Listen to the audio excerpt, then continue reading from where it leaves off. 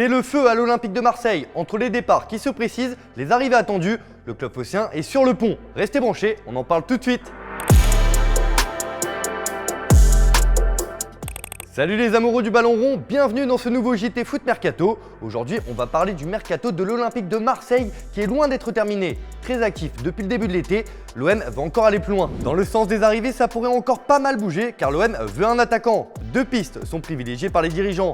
L'une d'elles mène à Willian José de la Real Sociedad. Pablo Longoria apprécie le profil de l'attaquant brésilien et aurait formulé une offre de prêt. Sauf que l'écurie espagnole veut un transfert définitif. Les deux clubs doivent donc trouver un terrain d'entente. Mais selon nos informations, Marseille est aussi intéressé par Alexander Sørloth du RB Leipzig. Les deux clubs ont entamé des discussions pour un prêt avec option d'achat. Affaire à suivre. Et oui, Marseille est à la recherche d'un numéro 9 car Dario Benedetto est parti. Cela a été officialisé plus tôt dans la journée, l'Argentin a été prêté à Elche en Liga. On ne sait pas encore si une option d'achat a été intégrée ou non dans le deal, mais l'attaquant devra se relancer en Espagne après une expérience mitigée sur la Canebière. De son côté, Paul Lirola est attendu avec impatience. D'ailleurs, tout serait bouclé pour le retour de l'Espagnol. L'OM a enfin trouvé un accord avec la Fiorentina autour de 12 millions d'euros. Ce n'est plus qu'une question de temps. Sauf que maintenant, l'heure tourne pour les ventes et Pablo Longoria doit s'activer pour que son mercato soit une totale réussite. Et plusieurs éléments de l'effectif marseillais sont sur le départ. C'est le cas de Boubacar Kamara qui est courtisé par Séville ou encore en Angleterre. C'est l'une des plus grosses valeurs marchandes de l'effectif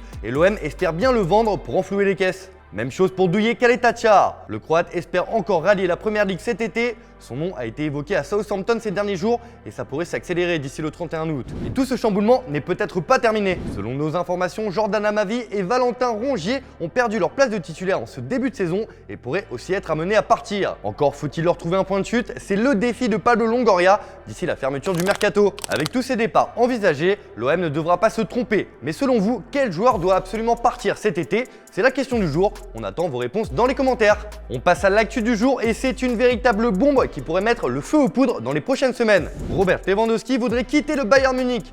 Bon allez, je vous rassure tout de suite, c'est pas pour cet été, mais avant ses 35 ans. Il a quand même déjà 32 ans et son contrat expire en juin 2023. Il aimerait donc relever un nouveau défi. Le Bayern a déjà fixé son prix, minimum 100 millions d'euros. Avis aux amateurs.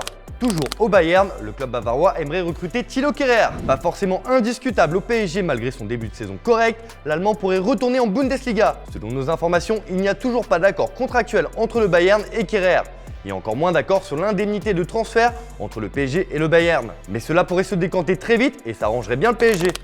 Embourbé dans le dossier Harry Kane, Manchester City commence à explorer d'autres pistes. Et les Citizens sont prêts à des folies pour leur futur numéro 9. Ils auraient d'ailleurs proposé 80 millions d'euros à la Fiorentina pour la pépite Dusan Vlahovic. Courtisé aussi par l'Atlético de Madrid, City veut rafler la mise. Ça pourrait être un sacré coup pour l'équipe de Pep Guardiola. Steven Zonzi n'est pas encore parti de l'AS Roma. Selon nos informations, le milieu de terrain est courtisé par Al Rayyan au Qatar, club entraîné par Laurent Blanc. Si un intérêt existe entre les deux parties, aucune offre concrète n'a été transmise à l'entourage du joueur à ce stade. Le milieu de terrain est toujours à l'écoute d'éventuelles propositions, mais ne veut pas se précipiter.